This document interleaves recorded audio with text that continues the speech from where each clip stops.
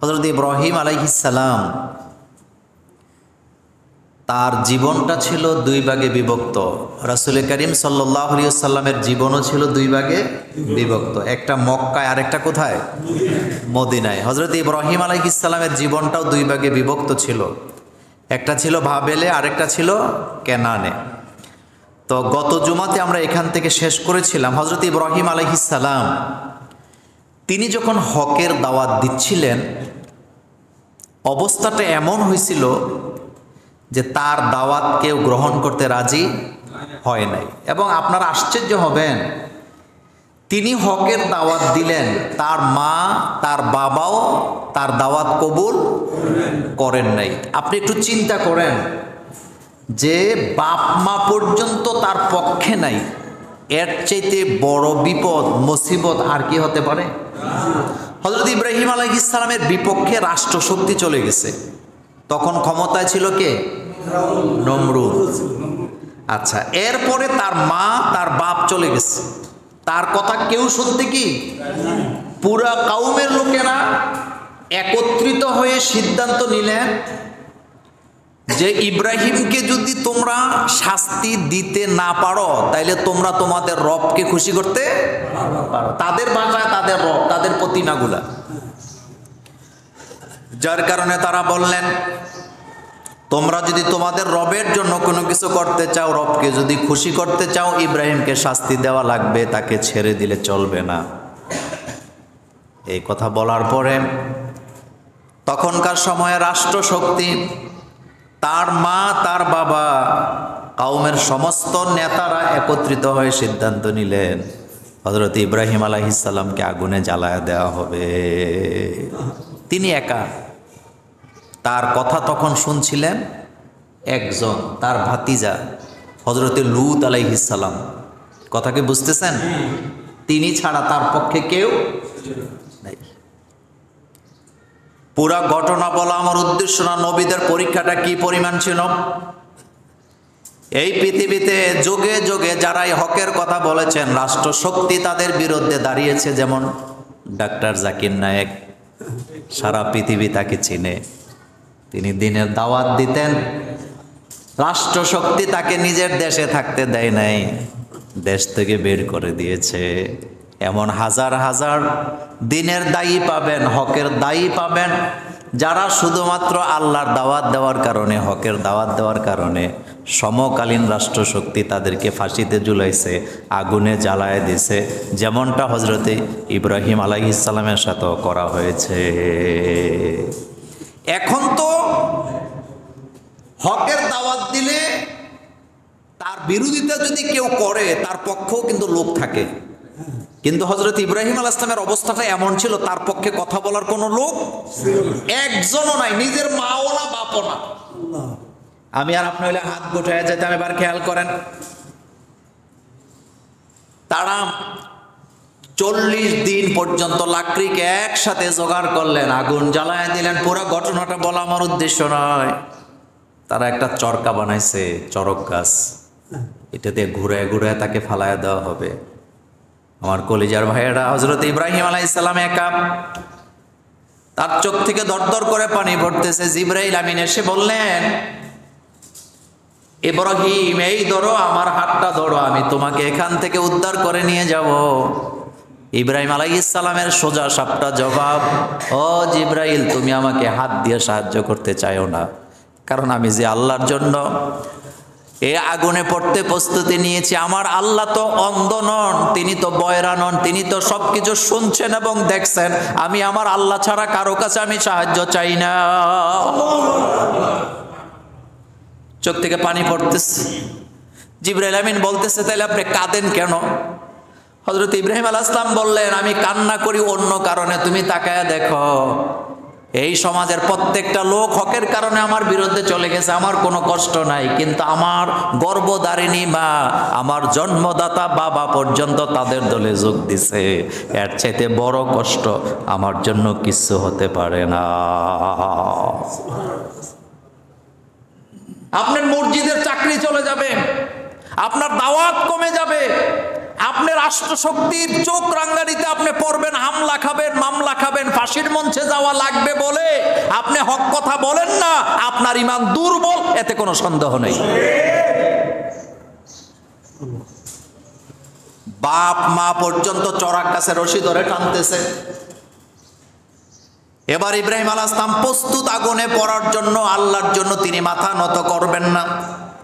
আল্লাহ রাব্বুল আলামিন এবার ঘোষণা দিলেন, কুলনা ইয়া নারু কুনি বারদাও ওয়া সালামান আলা ইব্রাহিম। আল্লাহ বলেন, আমি বললাম হে আগুন, ডাকটা কে দিছে? আল্লাহ। ইয়া নার, হে আগুন, আমি ডাক দিলাম। বারদান, বারদান শব্দটা এমন অর্থে ব্যবহার হয়, বেশি ঠান্ডাও বোঝানো হয় না, আবার গরমও বোঝানো হয় নাই। আল্লাহ পাক বলছেন বারদান, ও আগুন ঠান্ডা হয়ে যাও। এতটুকু বললেই তো পারতেন, কিন্তু পরে আল্লাহ পাক আরো বাড়ায় দিলেন, ওয়া সালামান আলা ইব্রাহিম। বারদান শব্দের অর্থ হলো ঠান্ডা, কিন্তু আল্লাহ বলেন বেশি ঠান্ডা হইলে আমার ইব্রাহিম কষ্ট পাবে। সালামান শব্দ দিয়ে আল্লাহ জানায় দিলেন, তুমি এয়ার কন্ডিশন, অর্থাৎ যেই পরিমাণে তাপমাত্রা থাকলে আমার ইব্রাহিমের কষ্ট হবে না, তেমন শান্তিদায়ক হয়ে যাও।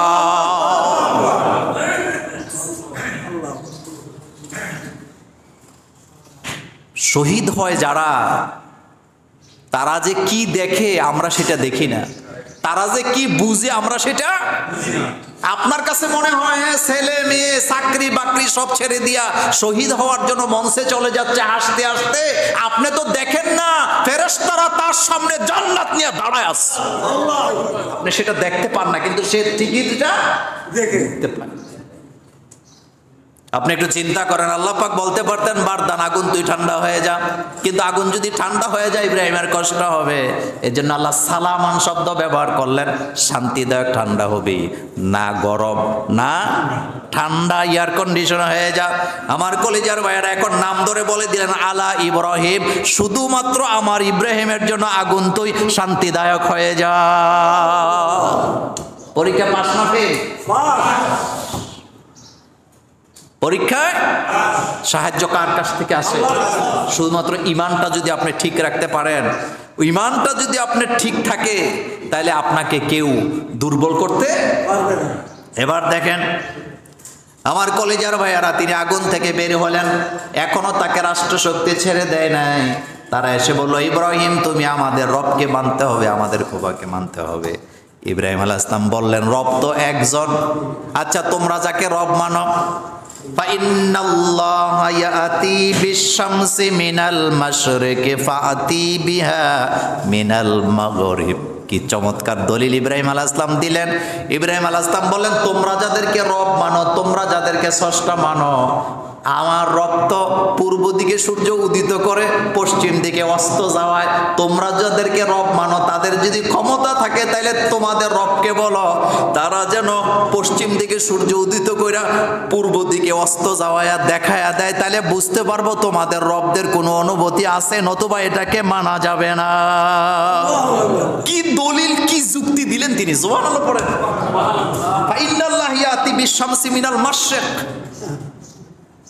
ফাআতি বিহা মিনাল মাগরিব। আমার আল্লাহ তো পূর্ব দিকে সূর্য উদিত করেন, পশ্চিম দিকে অস্ত দেওয়া। তো তোমরা যাদেরকে রব মানো তাদেরকে বলো তারা যেন পশ্চিম দিকে সূর্যটা উদিত করে পশ্চিম দিকে অস্ত দিয়া দেখাইতে পারে। এটাকে আদৌ পারবে? পারবে না। কি পরীক্ষাটা দিছেন! আমি আগেই বলেছিলাম এই পরীক্ষার আলোচনাটা আমি 3 জুমা চালাবো। তো হযরত ইব্রাহিম আলাইহিস সালাম তিনি পরীক্ষা দিলেন বাবেলে, পরীক্ষা দিলেন কেনানে। আগুন থেকে বের হয়ে তিনি সোজা চলে গেলেন কেনানে। কেনানে যাওয়ার পরে রাজার মেয়ে সারাকে বিয়ে করলেন। ঘটনা বলা উদ্দেশ্য নয়, পরীক্ষা কিন্তু নবীদের শেষ হয় না। আপনারা মনে করছেন এখন তো শ্বশুর বাড়িতে থাকে খায়, কিন্তু আল্লাহ বলেন না, আমার ইব্রাহিমের পরীক্ষা শেষ হয় নাই। কেনানে যাওয়ার সাথে সাথে কেনানে দুর্ভিক্ষ দেখা দিছে। অভাব কি দেখা দিছে? অভাব, অনটন দেখা দিছে। অভাব, এমন অভাব লাগছে দেশের মধ্যে, খাবার নাই। কি নাই? খাবার নাই। অভাবে পড়লে আমরা আল্লাহকে ভুলে যাই কি যাই না? আহারে, বিপদে পড়লে আমরা একটা জিনিস মনে রাখবেন, বিপদ থাকার জন্য আসে না, বিপদ কেটে যাবে। বিপদ চিরদিন থাকার জন্য আসে না, এটা একটা না একটা সময় অবশ্যই কি কেটে যাবে। বিপদ কেটে যায়, বিপদ থাকে না। এজন্য যারা আত্মহত্যা করে তারা যদি একটা মিনিট ধৈর্য ধরতে পারে, সে কখন আত্মহত্যার কি করবে না। ফ্যানের নিচে বসে আছে, ফ্যানের নিচে বসে আছে, এক্ষুনি ফ্যানের দিকে তাকায় চিন্তা করতেছে, আমার যেই বিপদে আমি পড়ছি এখান থেকে বাঁচার কোনো রাস্তা নাই, সুতরাং আমি আত্মহত্যা করব। ঋণের যন্ত্রণায় অথবা কোনো শোকে অথবা কোনো তাপে আত্মহত্যা করতে গেছে। শুধুমাত্র 10টা মিনিট যদি ধৈর্য ধারণ করতে পারে আর চিন্তা করতে পারে, আমার রব আমাকে দেখছেন, তিনি অবশ্যই আমার জন্য একটা রাস্তা বের করে দেবেন, বুঝতে হবে তার ঈমানটা জীবিত আছে। এই লোক কখনো নিজের জীবন নিজে শেষ করে দিতে পারে না।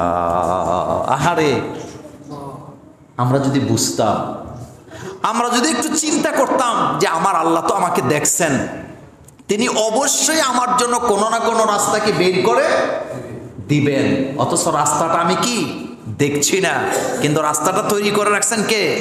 আচ্ছা বলেন তো, ইব্রাহিম আলাইহিস সালামের জন্য আল্লাহ যে আগুনটা ঠান্ডা করে দিলেন, উনি কি 1 সেকেন্ড আগে ওইটা জানতেন?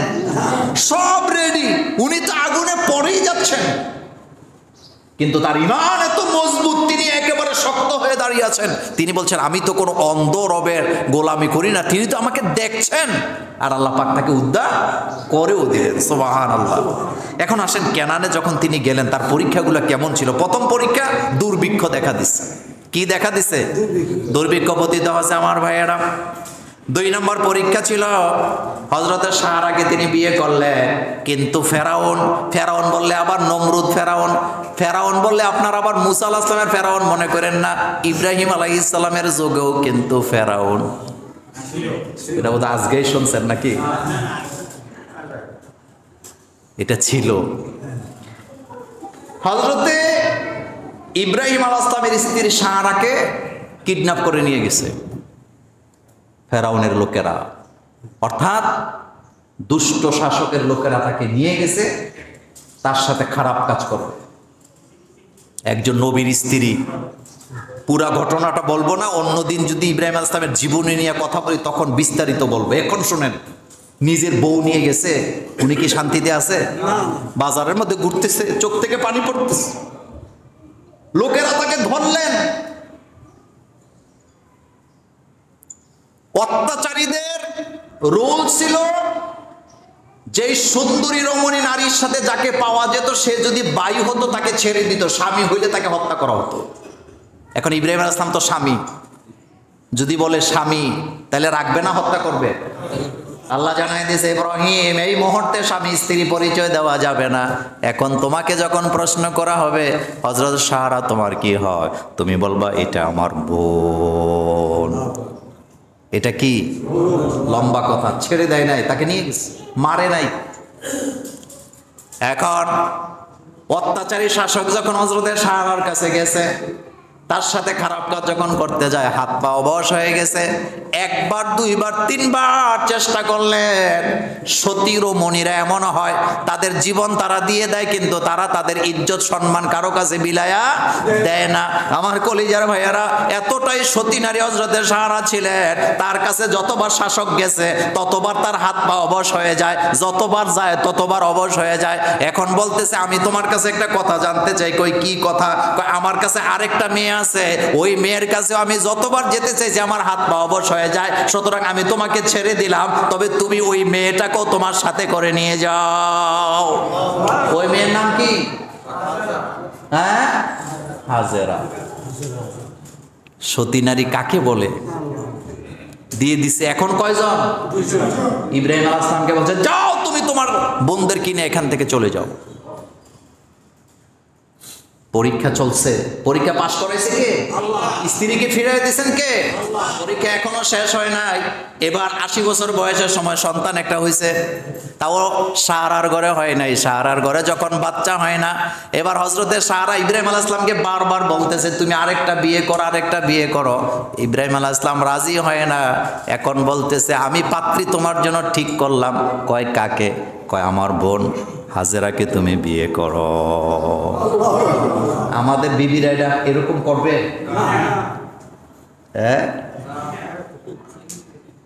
আহা, সারা নিজে হযরত ইব্রাহিম আলাইহিস সালামের জন্য পাত্রী ঠিক করলেন, কারণ সারা যুক্তি দিলেন হাজেরার জন্য ইব্রাহিমের চেয়ে উপযুক্ত পাত্র পৃথিবীতে নাই, সুতরাং তুমি তাকে বিয়ে করো, সে আমার বোনের মতো। ইব্রাহিম আলাইহিস সালাম রাজি ছিলেন না, পরে রাজি করায়া ছাড়ছে। আর আমার দেশে স্বামী যদি দ্বিতীয় বিয়ে করতে চায়, স্ত্রীর সন্তান না হইলে প্রয়োজনে তালাক দিয়ে চলে যাবে, এরপরেও রাজি হবে না। এটা বুঝে না যে স্বামী যদি 2 বিয়ে করে বরকত বাড়ে না কমে। জানি না কোন ফেস লাগাইতেছে এই ওয়াজ করে। আল্লাহ কোরআনে বলছে মাসনা সুলাসা রুবা, যদি তোমরা ইনসাফ করতে পারো তাহলে 2টা 3টা 4টা করো, এতে কোনো অসুবিধা নাই। কিন্তু একটার দিকে ঝুঁকে যাইও না, একটার দিকে ঝুঁকে যেও না। পরিস্থিতি যদি বাধ্য করে, বাংলাদেশে নয় সারা পৃথিবীতে আপনি লক্ষ লক্ষ স্ত্রী পাবেন যারা একটা সন্তান জন্ম নেওয়ার পরে তিনি কোনো রোগের কারণে বিকলাঙ্গ হয়ে গেছে, উনি আর সন্তান জন্ম দিতে পারবে না। এখন এই শাস্তি স্বামীকে দেওয়া হচ্ছে, তুমি আর বিয়ে করতে পারবে না। একটা তো আছে, অথচ সন্তান একাধিক হওয়ার দরকার আছে না নাই? এখন দেখেন সারার ঘরে বাচ্চা হয় না, হযরতে হাজেরার গর্ভে বাচ্চা ঠিকই হয়েছে। নাম কি? ইসমাঈল। কত বছর বয়সের সময়? আমার কলেজের মেয়েরা পরীক্ষা কিভাবে পাশ করছে, কত কঠিন কঠিন পরীক্ষা তিনি দিছেন। যখন ছেলে একটু বুঝের হয়েছে, এখন আল্লাহ কয় তোমার স্ত্রীকে, তোমার সন্তানকে তুমি এমন জায়গায় রেখে আসবা যেখানে গাছ নাই, ঘাস নাই। পরীক্ষা নাম্বার 4, 4 নাম্বার পরীক্ষা চলতেছে। এটা এমন জায়গায় রেখে আসো তোমার স্ত্রীকে, তোমার সন্তানকে, যেখানে গাছও নাই, ঘাসও নাই। ঠিক কাবাটা যেখানে, এখানে রেখে আসছে। কাঁদতেছে, চোখ থেকে পানি পড়তেছে। আল্লাহর কাছে তিনি দোয়া করতেছেন, আল্লাহ রব্বানা ইন্নী আসকান্তু মিন যুররিয়াতি। কি চমৎকার দোয়া বলতেছে, ও আমার পালনকর্তা, ও আমার রব, আমার পরিবারের সদস্যদেরকে তুমি তোমার রহমতের চাদর দিয়া ঢেকে দাও। আমি তোমার কাছে রেখে গেলাম, তুমি তাদের হেফাজতকারী হয়ে যাও। অল্প কয়েকটা আমাদের দেশে কিছু কিছু ওয়াজ আছে, কয় হাজেরা আর সাহারা ঝগড়া লাগছে এই জন্য দূরে রেখেছে। এগুলা মিথ্যা কথা, বানানো কথা। এটা পরীক্ষা ছিল কার পক্ষ থেকে? যাও তোমার ছেলে তোমার স্ত্রীকে দূরে রেখে আসো। কিন্তু ওনার সাথে আরেকজন স্ত্রী আছে না নাই? ওনার নাম কি? সারা। রেখে আসছে। লম্বা কথা তো। এমন জায়গায় রাখছে, হজরতে হাজেরা বলতেছে আপনি আমাদেরকে এখানে কেন রেখে যান? রবের হুকুমে রেখে যাচ্ছে। কাঁদতেছে, দূরে যেয়ে দোয়া করতেছে, আল্লাহ আমার সন্তান আমার স্ত্রীকে তোমার হাতে রেখে গেলাম। কতগুলো খেজুর আর একটু পানি দিয়ে গেছে। 1 দিনেই কি শেষ। উত্তপ্ত মরুভূমি, যারা উমরা করছেন, হজে গেছেন, দেখছেন গরম কারে হয়। এই জায়গায় পড়ে আছে, পানি নাই, গাছ নাই, কিচ্ছু নাই। এমন জায়গায় হেফাজত করলেন কে? তিনি তো চলে গেছে কাঁদতে কাঁদতে, তার খবর নেই। অথচ আল্লাহ পাক সেই জায়গায় জমজমের পানি বের করে দিলেন। এগুলি শোনার পরেও যাদের ইমান তাজা হয় না, বুঝতে হবে তার রোগ আছে। অহম আয়ুনুল্লাহ ইউবসিরুনা বিহা, অহম আযানুল্লাহ ইয়াসমাউনা বিহা। আল্লাহ বলছে তাদের চোখ আছে, দেখে না, কান আছে, শোনে না, হৃদয় আছে, কিন্তু অনুধাবন করতে পারে না। আপনি চিন্তা করেন তো, চতুর্দিকে কিলোমিটার পর কিলোমিটার মরুভূমি, পাহাড় পাথর, মাঝখান থেকে জমজমের মতো একটা ঝর্ণা আল্লাহ বের করে দিল। পানি কি এটা শেষ হয়ে গেছে? এটা কি শেষ হবে? শেষ হবে না।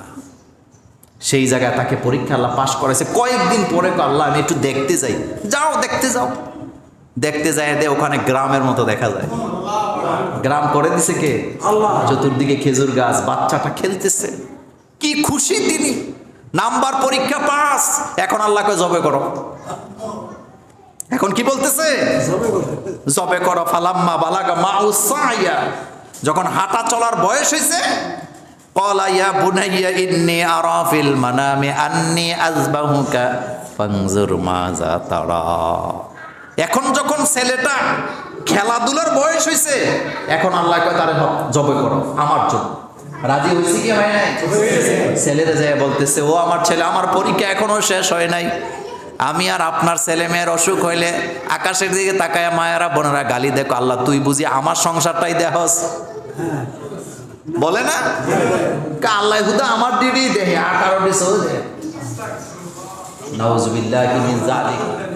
তিনি বলতেছে, ও আমার ছেলে, ইন্নী আরা ফিল মানামি আন্নী আযবাহু ফানজুর মাযা তারা। ক্বালা ইয়া আবাতি ফাআল মা তু'মারু সাতাজিদুনি ইনশাআল্লাহু মিনাস সাবিরিন। ইব্রাহিম আলাইহিস সালাম ছেলেকে বলতেছে, আমি তো স্বপ্নে দেখলাম রব আমাকে বলেছে তোমাকে রবের জন্য জবে করতেছি। তিনি বলেন, ইফআল, আপনি তাই করেন, রব আপনাকে যা করতে বলেছে আপনি অবশ্যই আমাকে ধৈর্যশীলদের মধ্যে পাবেন। পরীক্ষা কারে কয়? পরীক্ষা কাকে বলে? পরীক্ষায় পাশ করার কারণে এখন যার গর্ভে বাচ্চা হয় না, ওই স্ত্রীর গর্ভেও বাচ্চা দিলেন কে? সুবহানাল্লাহ ভাই, যে কই এখন তো বাচ্চা আবার হেডার গর্ভে হইছে, তাহলে দেয় কে? কিন্তু পরীক্ষা দেওয়া লাগে। মোমেন্ট পরীক্ষা দেওয়া ছাড়া পাশ করার কোনো রাস্তা কি?